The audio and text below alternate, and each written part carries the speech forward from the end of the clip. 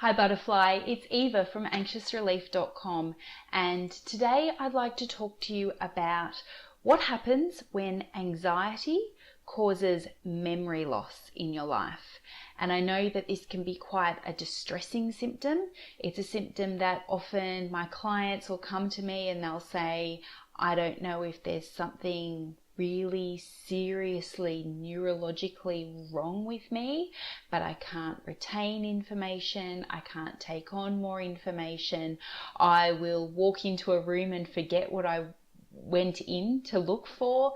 I'm forgetting dates and times and places, and people are having conversations with me and I can recall none of it. And I just want to say to you that memory loss is quite a common symptom of anxiety and depression as well. But we're here to talk about anxiety today, which means that, memory loss is a symptom of anxiety, and that's what we're going to focus on in today's blog. So the first thing that I really want you to do when you're coming into getting past memory loss from anxiety is to really accept that the memory loss is caused by anxiety.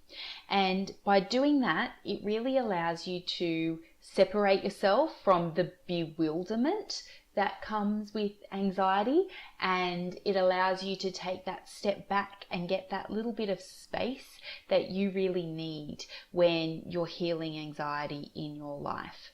Now, I know that memory loss is annoying and it can make people angry, it can be very frustrating, and it's just not a nice thing. But if you can just accept that that's how it is for now, that you have anxiety, you have other anxiety symptoms as well, and that your memory loss is just caused by this overload that your mind and body is experiencing due to being in this constant fight or flight mode, and you want to accept and relinquish the need for control and surrender to the memory loss, as horrible as it is, because that will mean that you stop trying to grip onto things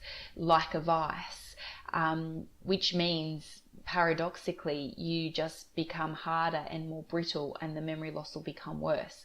By loosening your grip a little bit, you actually give yourself the space and the energy that's needed to begin to get your memory back again. So acceptance really is the first step. And by acceptance, I mean just completely relax into it. Laugh at it if you can. It's something that will come back. Memory loss isn't permanent when you have anxiety. It's just a symptom, and it just is annoying more than anything. So if you can just become a little bit more lighthearted about it and just come into acceptance and surrender to it in the short term. Which brings me to step 2, which is focusing on the positives. Now, I find myself, when I've been watching too much news or hearing too many depressing stories on Facebook or whatever, I do find that my anxiety increases and my ability to take on and retain information really does get diminished. So I'll forget things like, did I pay for this excursion for my son? Or did I send that email off? Or did I remember to switch off my hair straightener at home? And it's just because the brain becomes flooded with so much information and so much stuff that your mind is going to think, oh, I've got to retain all of this, because this stuff, this information, that's a threat. When you're taking on stories, other people's stories and other people's information, your brain picks that up as something that it needs to protect you from. So it goes into this ultra protective mode where it's on high alert, fight or flight, and taking on extra stuff is just too much for your brain in that moment. So if you can consciously start focusing on positives instead. So if you can read good news stories, if you can watch uplifting videos, if you can give yourself some really positive affirmations in the mirror, if you can keep a gratitude journal and write down 3 good things that happened to you throughout the day. And the aim here is not to become a positivity zombie and, completely deny that bad stuff happens. The idea is that you just change your focus to the positives in your life, which then relaxes everything in your brain, relaxes everything in your body. The world isn't perceived as such a threat, and that increases your ability to take on and retain new information, which improves your memory and also improves your anxiety symptoms at the same time. You're not constantly feeling scared and worried, so it just improves everything. Step 3, I really want you to notice when you're taking steps forward. Notice when your memory seems to be improving.